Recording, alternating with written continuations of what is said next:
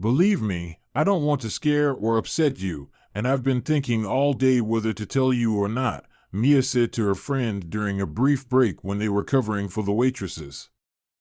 I can see that something's been off from the start today, Alice asked. Well, you see, I went to a resort over the weekend.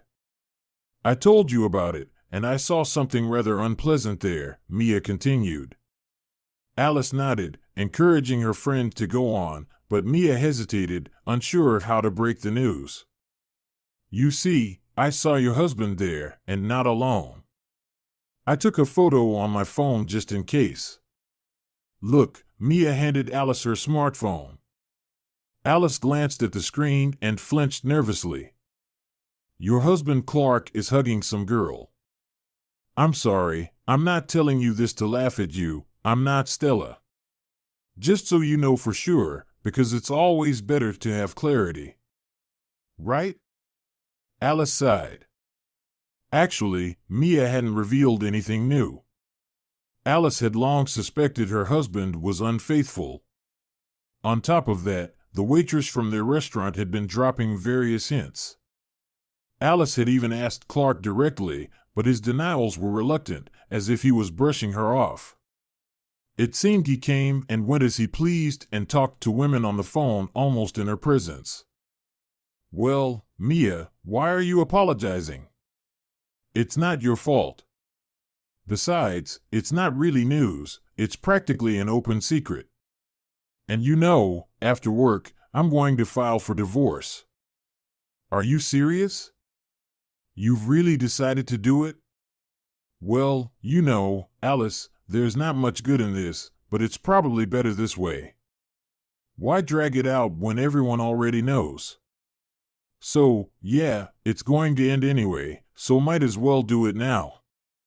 Take a break, Stella burst into the break room. Well, take a break for now, everything seems calm. Oh, Alice, look, isn't that your mother-in-law sitting at one of my tables by the window? Two ladies, all dressed up.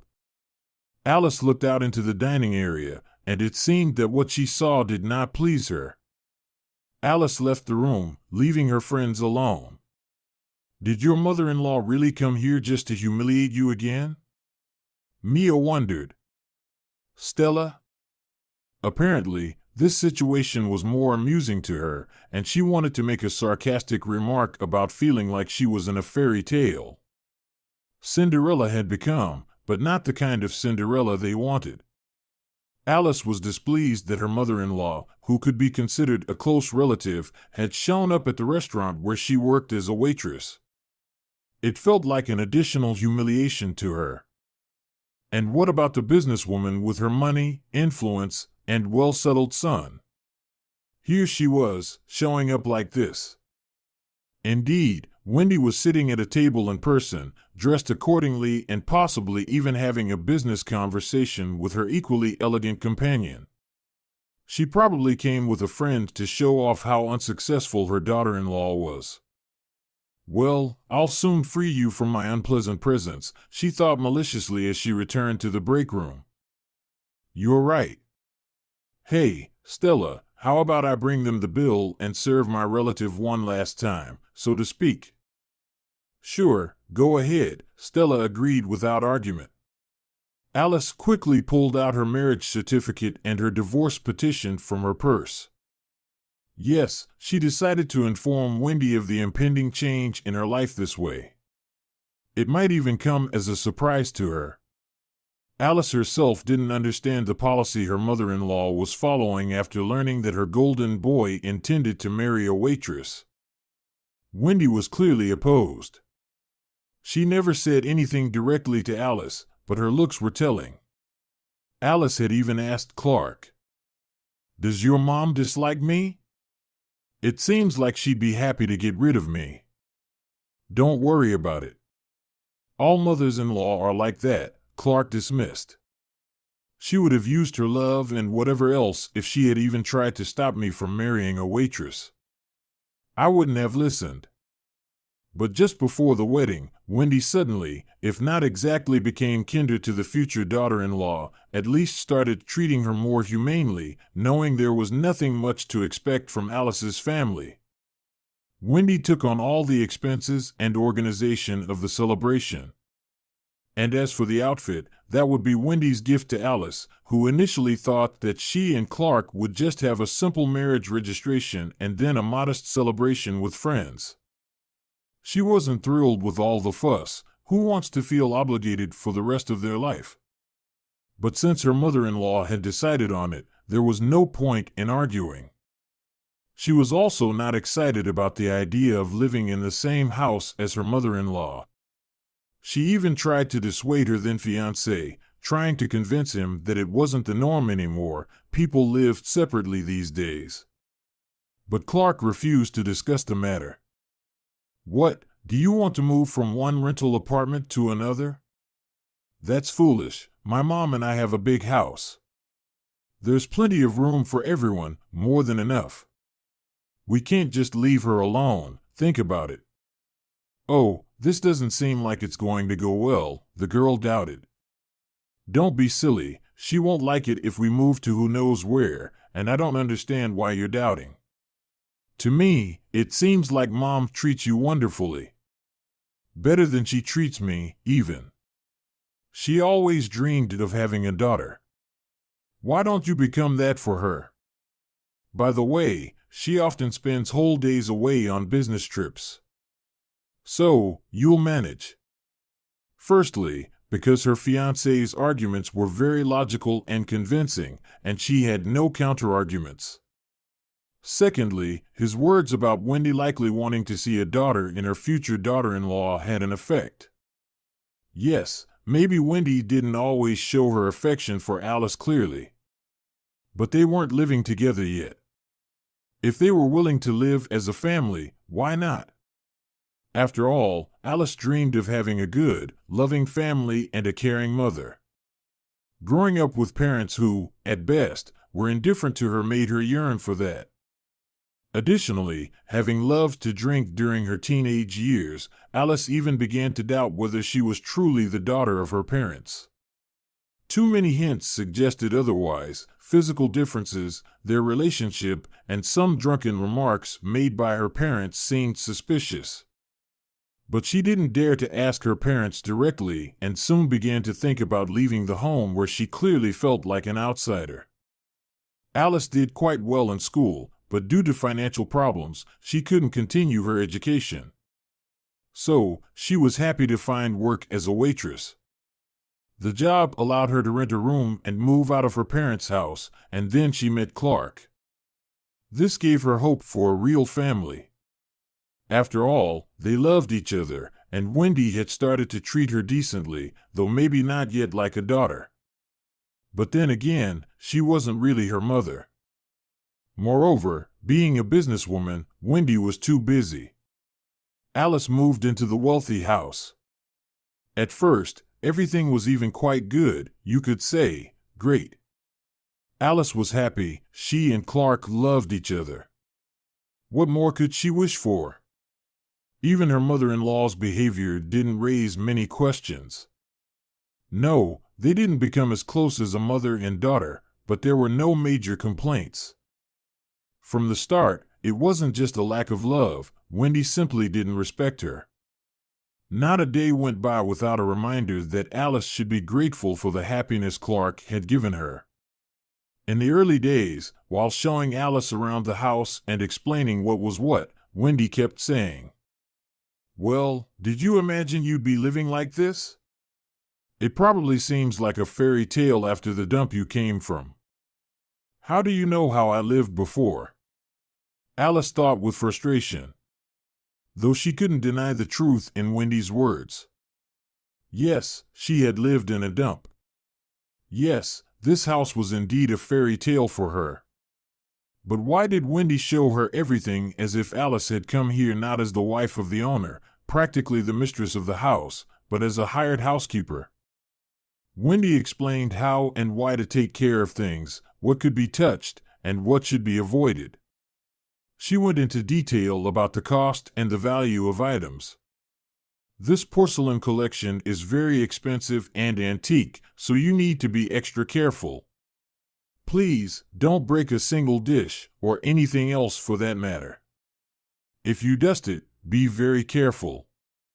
After such remarks, Alice felt like smashing the entire collection on the floor with one sweep. Why does she tell me all this if she doesn't trust me?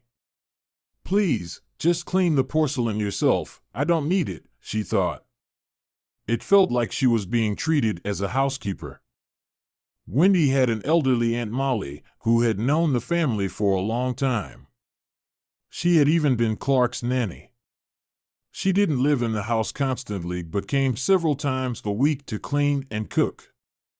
Wendy went out of her way to show her affection for this woman, although Alice saw through all the pretense.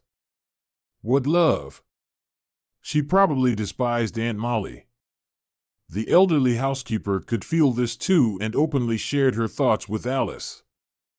"Oh, she puts on a soft facade. But she's really just a snake," the girl thought, slightly surprised. "I think she's actually a decent wife." Who says she's not decent? It's not that she's bad, but she just thinks too highly of herself and doesn't see anyone else. You're probably hoping that, in terms of family connections, you're still the bride, aren't you?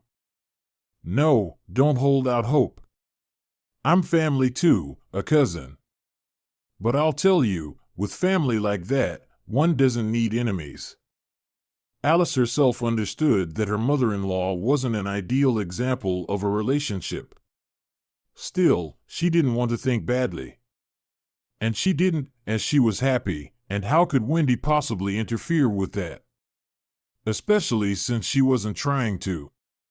In fact, she wasn't trying at all, for example, to drive Alice out of the house or make the bride's life unbearable. At least, not every step of the way. Got it, out of grace, huh? You're lucky, she said over and over. Clark had plenty of girls, but he married you. And so? Is that love? Well, yes, love, but on the other hand, there's also a bit of calculation involved. You know, wealthy men sometimes like to be with girls from lower social classes. It elevates them. Moreover, it's also nice to feel gratitude. After all, you should be grateful to Clark for taking you so seriously. I'm grateful that he loves me, but as for the seriousness of it, I don't know, Alice once replied. And about social strata and wealth, I can work and support myself too, my dear, Wendy laughed then. You'd have to work for 100 years to support even a part of such a level. Besides, it would be easier if you just quit. I'm even embarrassed to tell anyone that my daughter-in-law runs around with a tray like some kind of servant. Yes, both Alice's husband and his mother insisted on her quitting even before the wedding. Why do you need to work? You'll be provided for, they both said in unison. But Alice didn't want to quit. Work gave her independence. Besides, with her salary, she could at least help her parents a bit. Yes, she didn't abandon them, although there wasn't much love between them. And after she left home at 18 and started an independent life, she didn't think about them very often. And they never called her or asked for anything either. But still, once a month she would visit, leaving a small amount of money, though she knew full well that it would likely be spent immediately on alcohol. To avoid this, sometimes she would do otherwise, pay their rent or buy groceries. Alice, of course, didn't hide these visits to her parents from her new relatives. Her husband and mother-in-law weren't against it, though they were surprised by her kindness, slightly laughing at the girl. It was clear that without working, she could hardly afford it on her own. They gave her money for these visits, considering them completely unnecessary. In fact, they didn't give her much of anything. That's why Alice wasn't planning to quit, believing that every woman should have her own money, no matter who her husband was.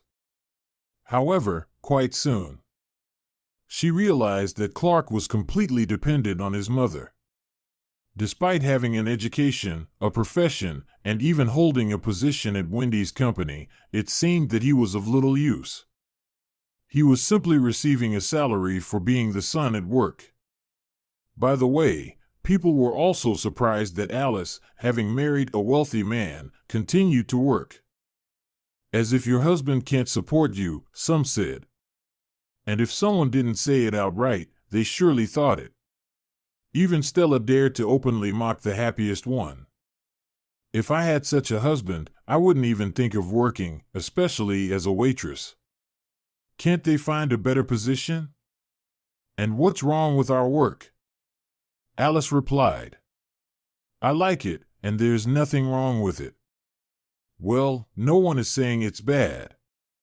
For me, and for someone like you used to be, it might be a dream job. But now you're married to someone important, and his mother's farm even said so. They should have made you a secretary or something. At least you'd be walking around in a suit, shuffling papers. Running around with a tray. I'll think about it, Alice replied, not liking these conversations. Mainly because she herself occasionally thought about something similar. When she got married, she secretly hoped for new opportunities. Not in the sense of living better off, but in the sense of being able to, for example, go back to school. She even talked to Clark about the possibility of applying somewhere, but met with complete misunderstanding. What schooling? Her husband said with a smirk. Why? Don't you have enough knowledge? Look at Mom's library, pick any book and read. If you want to be enlightened so much, you're jumping from one extreme to another. First you want to work, then you want to study, just to avoid being at home.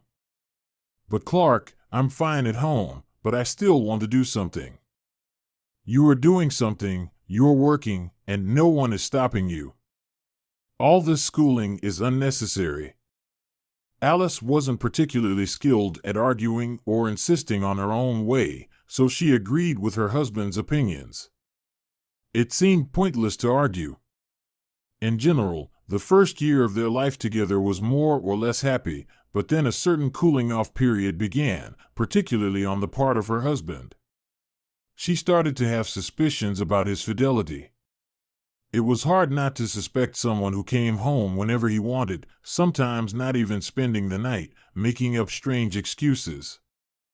However, Clark didn't bother much with explanations. Where I was, he replied casually.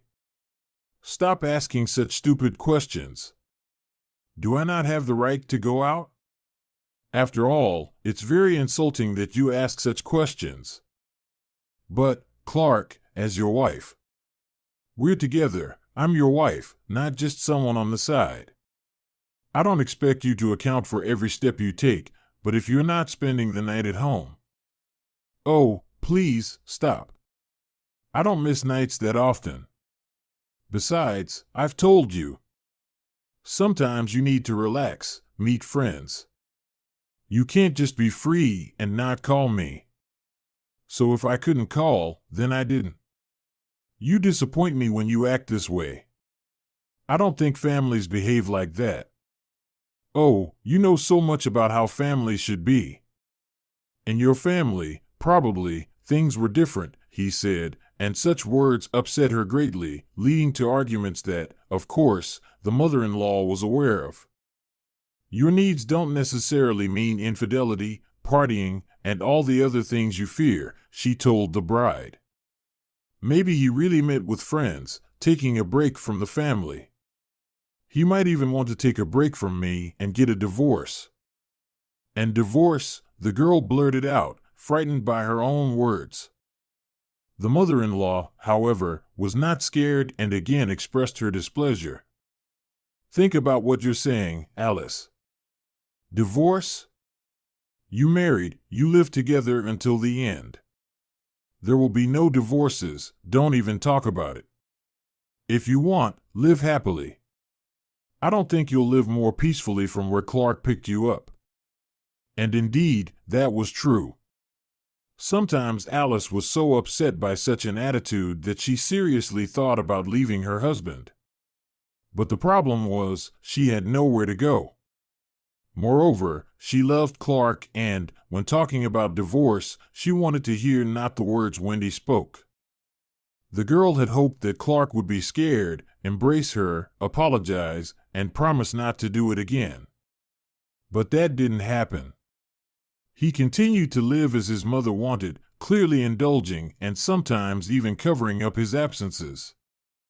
Clark is a business person. I sent him on business, she would tell Alice. He can't call from there. Alice knew that no matter what business her husband claimed to be on, he was likely out having fun somewhere. Yes, she didn't like it, but there was nothing she could do about it. She endured his escapades and loneliness, as well as the small but painful jabs from his friends. But every patience has its limits. Therefore, after yet another particularly brazen act by her husband, she came to work today with a marriage certificate and a divorce application. She was very serious, planning to first visit a lawyer to learn about the details of the next steps. For now, she wanted to handle things differently by telling her mother-in-law that she was fed up with the situation in their home and had firmly decided to divorce. She found a convenient opportunity to inform Wendy in a rather original way. She placed the marriage certificate and divorce application in a menu folder and, when the two ladies signaled that they were ready to pay, approached them. She greeted them as politely as possible and placed the folder in front of her mother-in-law. Wendy, opening it, saw what was inside and stared at her daughter-in-law in bewilderment. Alice turned and went to the changing room. "Girls, I'm leaving early today," she told her colleagues, adding, "Tell the manager later that I'm not feeling well," or something like that. "I need to pack up and get away as soon as possible. Mia, will you take me in for a while, and then I'll rent an apartment?" "Yes, of course." "Stay as long as you need," her friend agreed, somewhat taken aback by her determination. Music played for a long time, Stella remarked bitterly. "It's true what they say, don't sit in someone else's sled." But Alice was no longer bothered by such comments. She had firmly decided to divorce her husband and let them say whatever they wanted. Another waitress burst into the changing room. "There's a customer, the one you, Alice, served. She's asking for you. She says, call Alice." "What happened with her?" "Nothing special," Alice replied. "Tell her I don't want to talk to her and that I've already left. Let her file a complaint if she doesn't like it. The administrator and director won't like it. Deal with your own issues however you want, but this is still work." Stella said, but Alice was no longer listening. She was hurrying home. Indeed, she didn't want to talk to Clark anymore, let alone Wendy. It was better to pack up and leave right away. The divorce was inevitable, nothing could change that now. At home, no one was there except Aunt Molly, who was busy in the kitchen and surprised by Alice's early return. She went into Alice's room and noticed she was packing her things. What, planning to run away? She wondered. "Give me a break, Aunt Molly, I'm tired of everything here." "Well, you see the kind of treatment I've been getting. I just can't take it anymore," the girl replied. "Well, that's right, the housekeeper approved her decision. I often think of quitting this job myself, but I've gotten used to it. And you can't live on one pension. But you're young, don't ruin your life too soon." Alice said a warm goodbye to the elderly housekeeper and went to her friend's place until she could find an apartment. She needed somewhere to keep her things. Mia gave her a key to her place. Arriving at the unfamiliar location, Alice cried bitterly. Only in solitude could she let her emotions out. It was still painful for her that their family life had ended, and ended so abruptly. Meanwhile, the phone rang every 5 minutes. Alice ignored the calls, not understanding what they wanted from her. It seemed clear enough already. Yes, she was grateful to her mother-in-law and her husband, but the burden of gratitude proved too heavy to bear. Couldn't they understand that she no longer wanted anything to do with them? She thought. However, she did read a message that came a little while later from Wendy. Alice, come home for a bit. I've called the notary. We need to discuss something. Alice only smiled. I wonder what about? What could she have to discuss with a notary? She wasn't planning on dividing anything. She and Clark hadn't had any children. So it's just the divorce process, which is quite straightforward. They lived together for a year and then separated. Nothing special. However, after a while, another message arrived, again from her mother-in-law. Alice, I've decided to pass on part of my business to you, but you will only receive it if you keep the family together. Alice was even amused. Her mother-in-law was willing to offer her business just to make her stay with Clark. What strange affection for me. And in general, I wonder why she needs all this. Her son will surely not stay single for long. He'll find another fool. Let her give away her business or whatever else she wants, but what am I supposed to do with it if I don't understand anything about it? Alice did reply to this message. Thanks, but I don't need anything from you, especially not the business. The divorce will still happen. You might regret it later. And don't doubt that I will regret it, thought Alice. But she didn't reply further. What could she possibly say to her mother-in-law? Should she threaten her? She had no real stake in their affairs and nothing to lose. As for regretting it, well, so be it. She will regret it and then move on. After all, life doesn't end after a divorce and a failed marriage. She was confident she had a way to influence her mother-in-law and decided to approach it from a different angle. She contacted the restaurant manager, without going into details, but stating that she wanted to punish one of the waitresses. When the manager learned who it was, he was surprised. But she doesn't seem to deserve punishment. She works well, one of the best employees. Yes, but firing her is a small matter. She denied me something much greater. She disagreed with Wendy. You need to fire her, and not just any way, but with a black mark. Sorry, but that would be entirely unfair. The surprised manager noted, it's not about fairness right now. For fulfilling my request, I'm offering you a very generous reward, and she mentioned a sum that immediately made the director reconsider his decision. Yes, Alice works very well, there are no complaints. But finding a waitress is not that difficult, while such a sum is unlikely to be offered again. It's a pity for the girl, but apparently, she really did something to upset Wendy if she's parting with money so easily. And he agreed.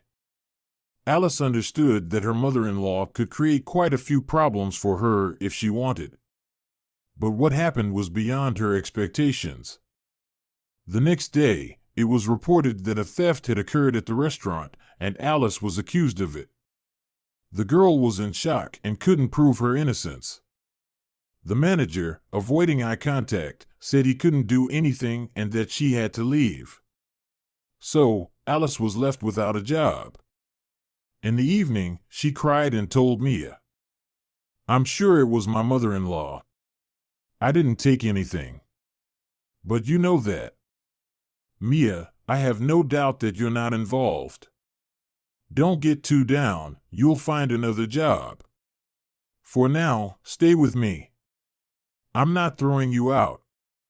I know you're not throwing me out, but I don't understand, Mia, what does she want from me?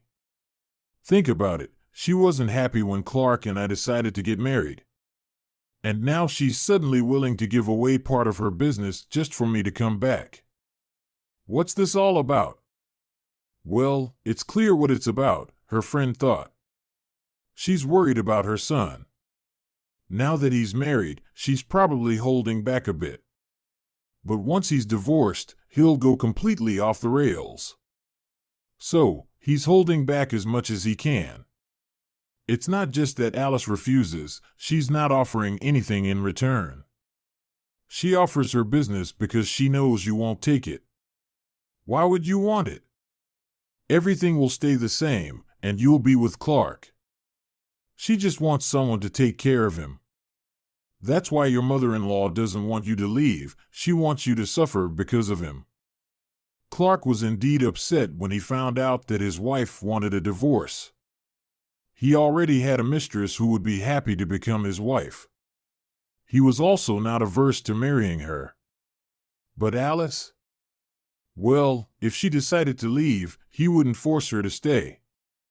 However, his mother insisted that he should hold on to her by any means necessary, even if it meant using force. No divorce. Listen, Clark, I didn't expect that this waitress of yours would suddenly be in the middle of things. Why did you two have a falling out? We didn't have a falling out over anything. You know perfectly well. She didn't like it that I wasn't home at night, or something else, Clark said, confused. You have no conscience.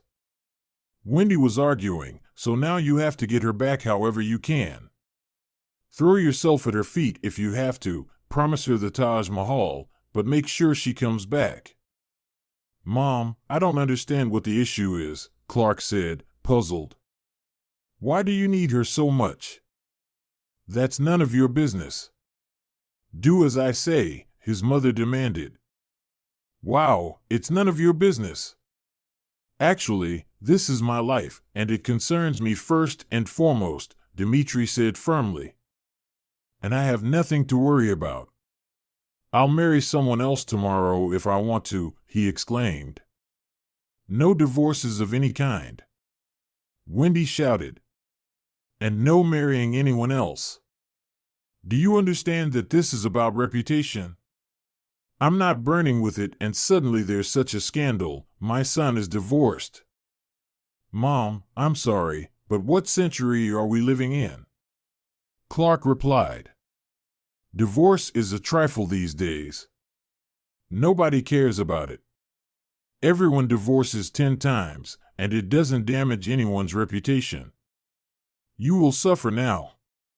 Find your wife, apologize, and restore your personal life only with her. I don't mind if you have 100 mistresses. But you must marry and live only with her. Remember that. Obeying his mother, Dmitri called Alice. She answered and said that she wasn't planning to come back and that they would get divorced anyway. Well, what an idiot, was all he replied, hanging up the phone. He knew that he was in for an unpleasant conversation with his mother, but there was nothing he could do. Stubborn as a mule, you're even worse than any mule, Wendy fumed. You can't even carry out the simplest task. I have to do everything for you, an adult person. Meanwhile, Alice had no thoughts of returning. She was looking for work and, day by day, it became clearer that her reputation in town was already tarnished. After receiving several rejections, she decided that she needed to find any kind of income. Since the restaurant was off limits, she decided to try her luck in another field. However, the only job she could find was handing out free newspapers on the street. Of course, it was not the most prestigious job, and the salary was not enough to live comfortably. But it was something to start with. She chose a location far from her previous affluent home, not wanting to accidentally run into her husband or mother-in-law. So, she began handing out newspapers at the subway station from early morning until noon. Yes, the job was dreary, not the most pleasant, and low-paying, but it was something. The only thing that varied her workday was watching people. Almost on her first shift, she noticed a small, unkempt boy of about 8 years old who was begging. Despite his scruffy appearance, he was very polite. He didn't have money even for food. It was sad for her to see this little boy, and she immediately thought of her own impoverished childhood. No, she never had to beg on the streets, but it seemed this child's situation was even worse. During her next shift, she couldn't hold back and called the boy over to her. "Hi, where do you live?" she asked. "Nearby," the boy replied. "Do you have a mother?" she asked. "No, I live only with my dad." "Then why are you asking for money? Doesn't your dad give you any?" "No, he doesn't have much himself. I need money for my dad." This was already beyond belief. The boy was begging for his father. Was the father buying alcohol? And where were the child welfare services that should be monitoring such families? She was completely indifferent to how the child was begging. She offered, "I'll give you some money. Not much, just what I can spare since I don't have much myself. But let's do this, you take me to your home. I just want to meet your dad." "Why do you want to do that?" the boy wondered. "Well, I need to talk to him." "Don't be afraid, it's nothing bad. I won't tell him or you where I got the money from, okay? Just tell him that I'm helping you with the newspapers and that you're getting paid for it." "Okay," said the boy. And when she had handed out the last paper, they went together to little Rick's home. "Dad, I'm not alone," the boy shouted as he opened the apartment door. A man in an old wheelchair rolled out from the room. "Hello," Alice said, surprised. The man was clearly disabled and showed no signs of alcoholism. He wasn't unable to help his son due to bad habits, but simply because he couldn't. "Are you here for something?" he asked. "Would it be okay if I came in?" Alice asked. "Well, if it's not too unpleasant a conversation, I don't mind. Has something happened? Did Rick do something wrong?" "No, of course not. He hasn't done anything," Alice replied. "He's a very good boy, he helps me." She didn't want to talk to the man about the child, and he, apparently sensing this, said something to his son in response. "Well, the guest has arrived, we should entertain her. Go and put the kettle on, and we'll talk in the meantime," said the man, warmly welcoming Alice. The room the man led Alice into was clean and quite tidy, nothing like a shelter for alcoholics. "Please forgive me if it seems like I'm interfering," Alice began, "but I found it strange that a small boy was out on the street, and I know that you're disabled, and I thought that someone who doesn't keep track of their child. Well, I don't drink and I don't mind that he goes out sometimes to play. I can't accompany him in a wheelchair, as you can see, it could collapse at any moment. I move around the house, my spine," she nodded at a portrait of a young woman hanging on the wall. "His wife passed away. And I survived," the man continued. "Unfortunately, I sometimes think that Rick would be better off in an orphanage." "Don't say that. He loves you very much and is a good, well-mannered boy," Alice said. "Do you receive any treatment? People are recovering from various injuries nowadays.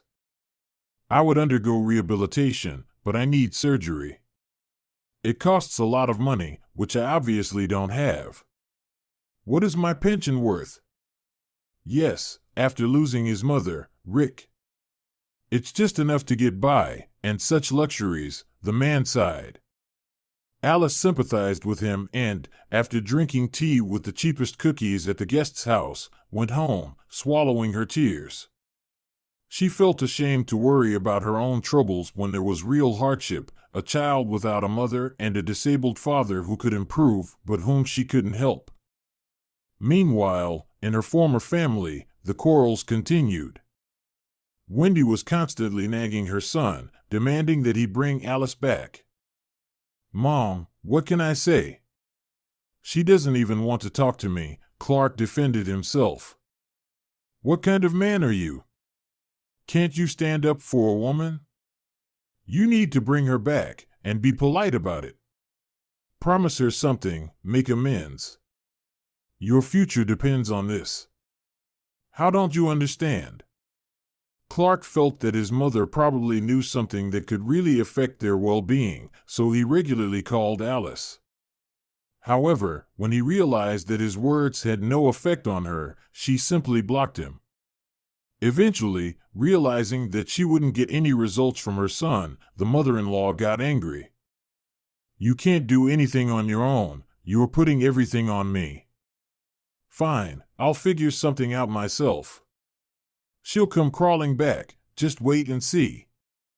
She decided to find out everything about Alice's current life to try to influence her in some way. Alice herself was unaware of her former relatives' plans. Rick and Dean's story deeply touched Alice, and she wanted to help them. After thinking it over, she recalled the power of advertising and decided to use this approach. After all, adults begging on the streets provoke both outrage and sympathy. But people don't know who he is and why he's asking for money. And Rick had secretly confided in her that he was saving up for his father's surgery. That dad could walk again? Of course, you won't get much that way. Alice made a small poster stating that the boy was collecting money for his disabled father's surgery. It included bank details and a description of Dean's illness, supported by medical reports. Alice hoped that this way she could raise a lot more money. She was very touched by the story of this unfortunate, disadvantaged family, and over time, while visiting Dean and Rick, she realized that she felt more than just sympathy for the boy's father. She liked him as a man. But she had another concern. The divorce was still not finalized. When she approached Clark about it, he raised a commotion. There would be no divorce, you must return to me, and we will be together. Can't you understand that? You won't succeed anyway. Why won't I succeed? Who can force me to live with you? Alice replied, not yet realizing that such a person actually existed, namely her former mother-in-law, Wendy. She was keeping an eye on the girl, trying to find out where and how she was living now, and had already made quite a bit of progress in her investigations. Of course, Alice knew nothing about this and couldn't even begin to understand what her mother-in-law wanted from her. She just wanted to finalize the divorce as quickly as possible, believing that it would put an end to all relations with Clark and his mother. But her husband shifted from pleading to insults and then threats. You won't get any divorce. You'll have to put up with it. My mother has powerful connections, and it's best not to test them. Finally, Alice couldn't take it anymore. You're not giving a divorce? Fine. Let that stamp stay in your passport. You won't be able to marry anyone else. As for me, I don't need the divorce right now. Alice snapped, fed up with the constant arguments. She had other concerns now. She worried about Rick and his father, hoping to help these people. It must be said that with her poster, the boy was now raising more money, but even so, it was still not enough. It would take many years to save up for the surgery. However, Alice believed that something had to help. One day, an elderly couple, a man and a woman, approached her. They were completely unfamiliar, but immediately gave off a sense of sympathy and trust. They looked at her intently with an expression that Alice herself couldn't quite place. The stranger asked, "Are you the one collecting money with that boy?" "Yes," Alice replied. "Do you really know the man who needs the surgery?" Alice confirmed again. Then, the woman handed her a rather heavy envelope. Alice opened it. It appeared to contain a substantial amount of money. "But how is this possible?" she exclaimed. "This is a lot. Please take it. We really want the man to recover, and we hope the boy won't have to beg on the street anymore," said the woman as they turned and quickly left. Alice called Rick and told him they needed to go home immediately. "Something happened?" the boy asked anxiously. "This is a good thing." I hope the happiest thing in our lives. Let's go home quickly." Without explaining anything, she took out the envelope, counted the money, and looked at Dean. It seemed there was enough for the surgery and even rehabilitation. "Do you have a phone number or some information about the clinic where all this is done?" "Well, yes, I have some details somewhere," Dean said, somewhat flustered. "Are you sure you want to give the money to us?" "Of course, they gave money for the surgery, not for anything else," Alice replied and briefly explained what had happened. "Who are these people? Why did they decide to help?" "I don't know, maybe we'll find out later," Alice said. "But for now, we need to focus on your health. I don't think we can delay any longer." They called the hospital, and soon Dean began to prepare for the surgery. Alice was happy, but she was also troubled by the elderly couple. Who were they? Why did they look at her like that? Why did she feel such warm emotions from them? There were no answers, and they didn't appear again. With these thoughts, both happy and troubling, she nearly forgot about her former relatives. But they were still very much present. Of course, they were planning to bring Alice back, and this was driven by the fact that she knew who the people were that had given the money. They had only recently returned to the country and had already met with their biological daughter. Alice knew that this was a very old story. Once, when they were young and very wealthy businessmen, they had become embroiled in a complex battle with competitors. They were already very rich at the time, but still young and inexperienced. Realizing that they couldn't win this war and that not only they but also their tiny daughter could suffer, they decided to flee illegally to a European country. It was better to ensure their daughter's safety rather than leave her in the care of distant relatives, promising to send money for her support and to take her back at the first opportunity. After 20 years, the opportunity finally arose. They were able to send money for a while, but then they began to face difficulties themselves. They couldn't find their daughter in their hometown. They found the relatives they had left Alice with, but they were very angry for having been deceived. The money stopped coming, and they had to take care of the child. "So where is she now?" the parents asked. "How should we know?" "She got married." "To whom? We don't know. We didn't attend the wedding, no one came. She used to visit us, but then she disappeared completely. So you'll have to search for her yourselves. Wherever you want. We have no addresses or phone numbers." With great difficulty, the elderly couple finally managed to find Alice. But how to admit to her that they were her parents? The girl might never forgive them for abandoning her, so they had given her up for adoption. It turned out that Wendy knew Alice's birth secret, which was why she had no objections to the marriage with Rick. And given this, she was so determined to get Alice back, as the girl could potentially become a wealthy heiress. She would be incredibly wealthy, far wealthier than Wendy herself. Clark would turn out to be such a useless husband that his wife would run away from him. However, Wendy, after reclaiming Alice, decided to act through the boy. One day, Rick didn't come home. Alice was horrified. Where could he be?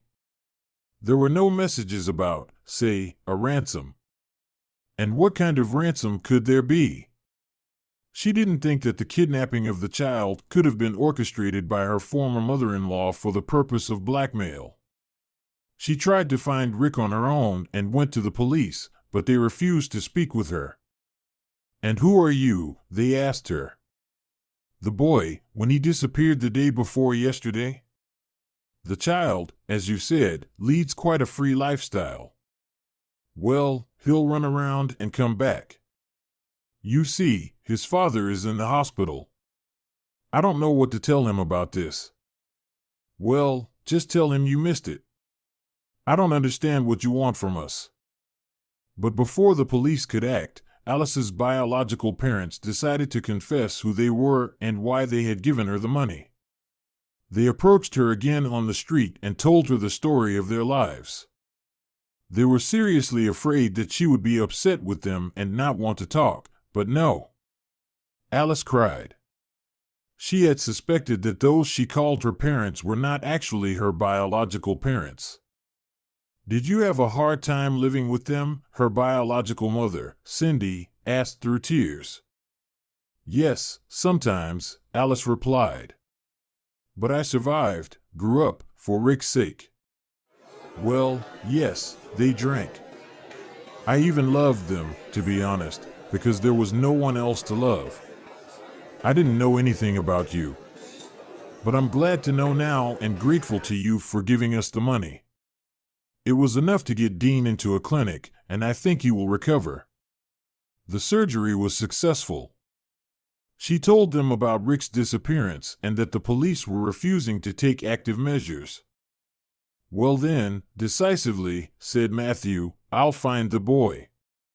I'll start right now. Not by myself, of course. I'll hire private detectives. They won't wait for the child to show up on his own, from who knows where and in who knows what condition. Thank you so much. You can't even imagine what you've done for me." His father doesn't know yet that Rick is missing. "I'm afraid to tell him." The private detective hired by Matthew succeeded in his task. He managed to find the boy alive and well. Rick had been taken out of town and kept in an empty house. The child was not physically harmed, but he was emotionally distressed, worried about his father and Alice. Moreover, his free-spirited nature rebelled against being kept locked up somewhere. He tried to escape, and he was guarded, as Wendy needed him. She was already planning to inform Alice that Rick was with her, but only if Alice came back to Clark. This plan might have worked, but Rick was found by the detective first. "Rick," Alice cried. "What happened? Who took you and kept you in that house?" "You know, Alice," Rick began, "I'll tell you later. You can't imagine how worried I was about you." "I can imagine. I was very worried too, thinking that if I was kidnapped, something bad might happen to you as well. And how is Dad now?" "We'll go to the hospital to see him." "Of course, we will. He misses you a lot. I didn't tell him you were kidnapped to avoid upsetting him. I was sure you would be found, and now you're with me. I'm so happy." "I'm happy too." Alice's parents were also happy. They had found their daughter and established a good relationship with her. They also helped her resolve some issues that she wouldn't have managed without them. Alice already knew that her biological parents lived in Europe and were quite well off. They said it would be better to visit them all together and then see how things went. "I can't leave right now. I need to sort out some issues and, most importantly, wait for Dean to come back from the clinic. He is undergoing rehabilitation, and I hope he will be healthy soon. Indeed, the main thing is to punish those responsible for Rick's kidnapping.